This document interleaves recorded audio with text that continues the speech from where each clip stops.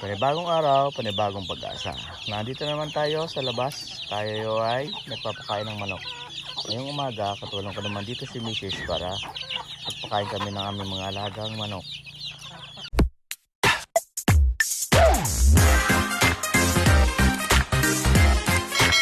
Ayan, ito naman yung ating mga manok.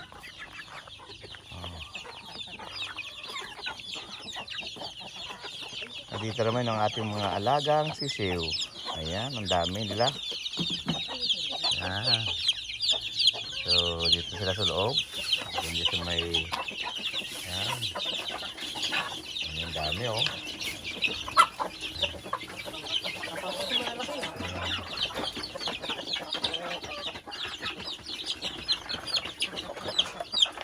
Oh, dito naman ang iba sa labas. Lagyan pa kayo nito mga ganito. Ayan. Ayan.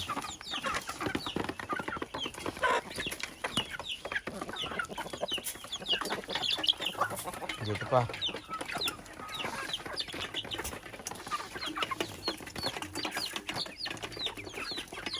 So, kaya pakain natin ay starter. Nabusan tayo ng buy 3. Kaya yan na lang muna ulit. Ayan.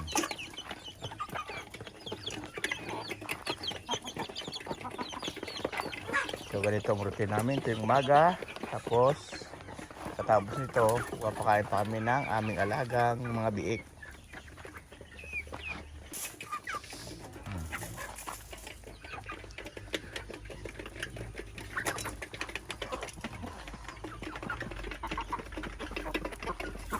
Ginawa na rin tayo dito pugad ng mga iba't ibang klase. Yan, cover na electric fan. Dito piraso tayo mga plastic dyan na may na electric fan. Tapos yan sa kawayan. Yan, sa lapid. May timba na putol. Yan. Ito naman yung upuan. Nabinaliktad ko lang kasi siraan na siya. Oh. Biyak na siya. Ito na may timba din, nakaputol ng isang nandun. Hindi ko lang din ng takip din sa ilalim ng ano yan, washing machine. Ayan siya. Tapos ito yung planggana, nabiyak na rin. Kasi ito yung kaserola. So yan, kahit ganyan lang siya, recycled materials, may itlog yan dyan. Ayan o, bagong itlog na, bagong lagay yan. Bagong lipat ko lang dyan. Tapos yan, ginawa natin na kulungan ng mga manok. Ito ko sila sinasanay para hindi ako na hihirapang pagkat isang pwesto lang dapat. Ano? Hindi naman may bingala dyan oh. Medyo maingay lang yung ano na yan.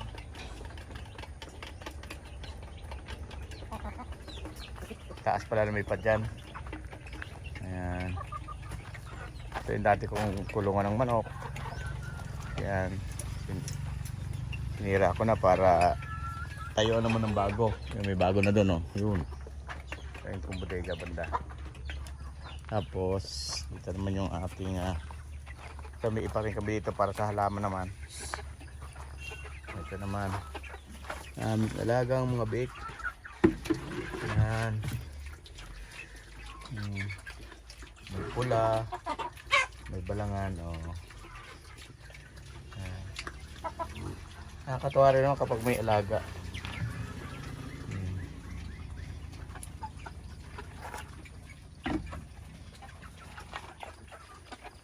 Ganito lang simple ang buhay namin dito sa probinsya. Ayan. Kapag tayo ay gusto kumain ng mga tanim natin, ganito, mulberry. O yan. Ayan, gawa lang tayo. Hindi masakit pa yung ating kamay. Kaya, sarap ito kainin.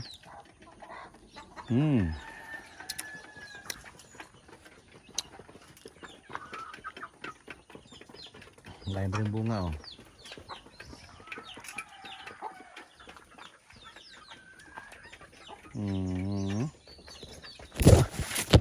Pa. Mga hilag na rin dyan. Halos walang patid ang bunga nito. Tuloy-tuloy siya.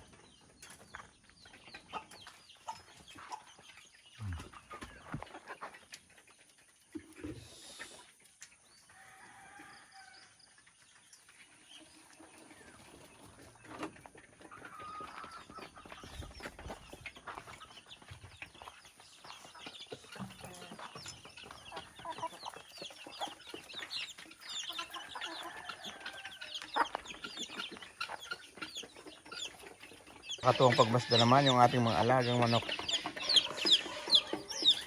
Kaya timing talaga. Pag magpaparami tayo ng manok, maganda pag tag-araw.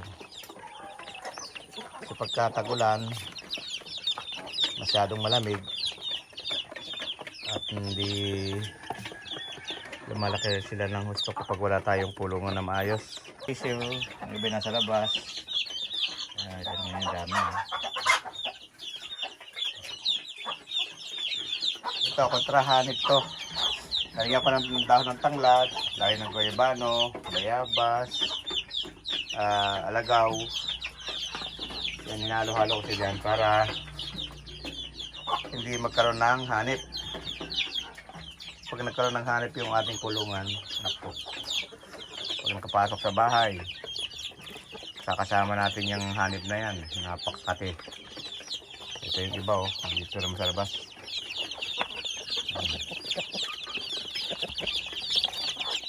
Yan sila, oh.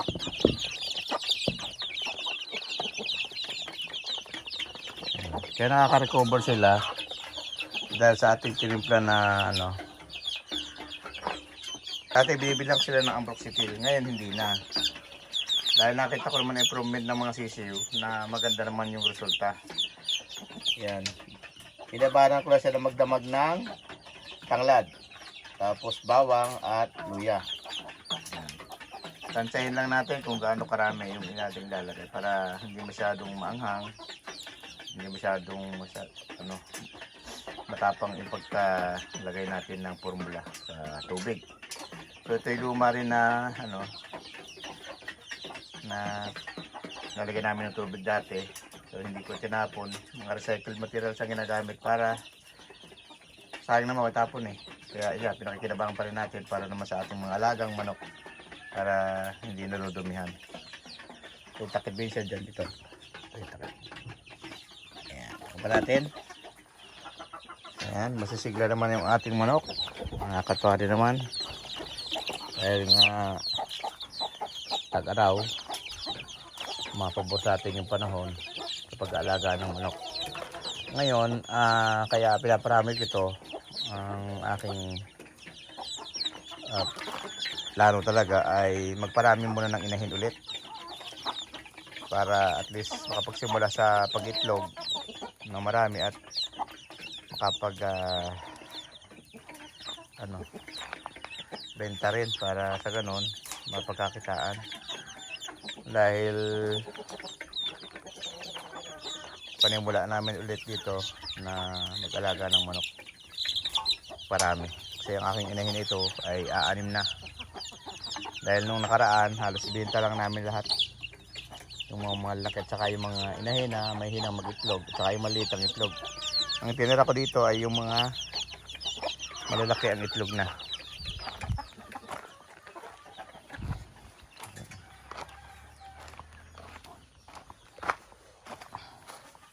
Kaya pag nandito talaga nakakalibang dahil marami akong mga alaga, may mga tanim, may mga honeybee akong alaga dito.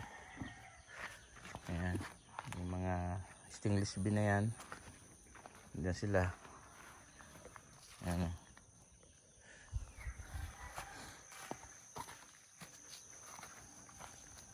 Ayan, may mga prutas pa rin tayo dito.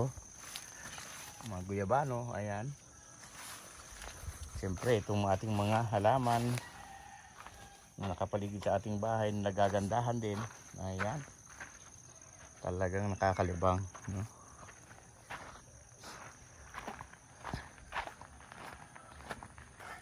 Ayan tayong napakaganda rin bulaklak dyan. Ayan, di pa babago pa lang bumubukad mga orchids, bumbilya. Ayan. Ayan mga bumbil natin sa labas. At yan yung aking napakaganda na orchids. Kung bulaklak to lalaki. Ayan o. Tsaka matagal siya malanta. Ayan. Alaman natin hindi pa naayos. Dahil nga sa nagkapagawa tayo ng ating bahay. Ayan. Hindi pa tapos. Ayan. So ito naman yung ating mga alagang isda dito sa kabilang isda na yan. Kita naman yung dami Yan. So ito tuwing umaga, pagising, tapos magkape, o uminom ng mait na tubig. Yan ako sa akin, mait na tubig na kinis kape.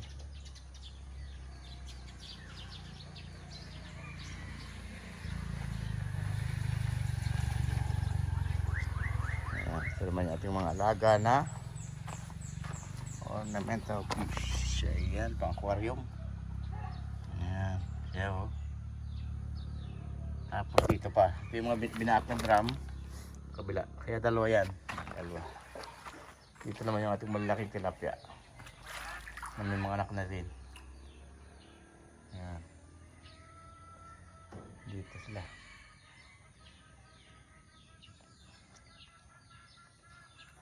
Malaki yan, malaking ano yan, 2 by 4 meters yan, 2 meters by 4 meters. Ayan. So yan, napakaganda naman ng ating dito water pump kasi katabi na ng bahay namin. Ayan, katabi lang siya. Ayan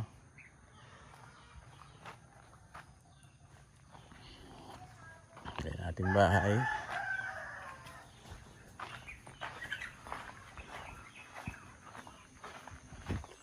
Kaya ito yung kalsada, Barangay Road, katabi lang. Kaya mga niyuga natin dyan, mga sagingan. Ayan Kaya paglabas mo dito, yan ang matatanaw. Ayan Yan yung bahay namin na pinagagawa.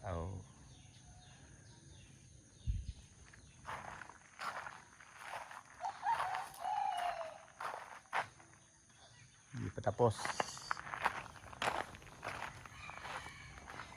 Ganda ng halaman na ito. Hindi makulay ng dahon.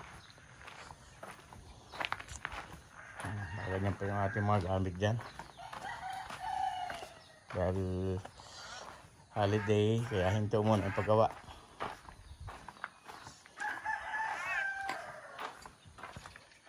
So ito naman yung ating napagawa na bodega.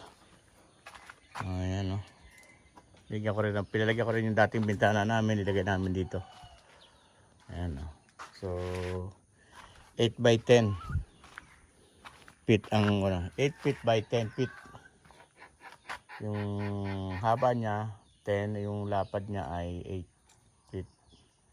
Tapos yung taas niya ay yung normal lang na taas lang din.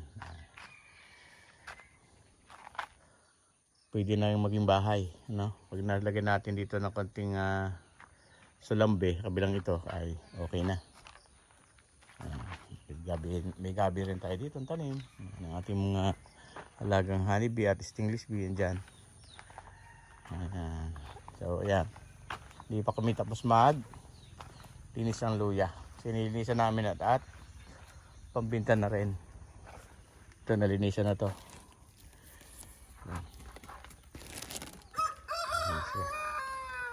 Malinis na.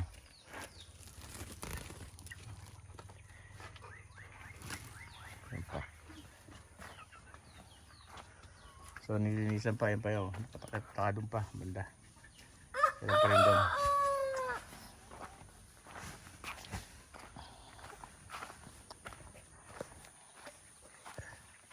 Ayan. Ito yung ating ibang luya. Nakakamata pa dito. Kaya sa gilid ng kulungan lang. Biik natin dito. Ayan. Natin ang palapa para hindi mainitan. Siyempre yan. Nandito ang ating mga dragon fruit. At ito ang ating mga tanglad. Tanglad tayo dito. Ayan Yan tayo kumukuha ng mga ginagamit natin sa panghalo sa panginom ng mga alagang manok. So ayan po. Po ay na-inspire naman kayo sa amin dito sa ginagawa namin dito sa bundok. Simpleng buhay dito sa probinsya.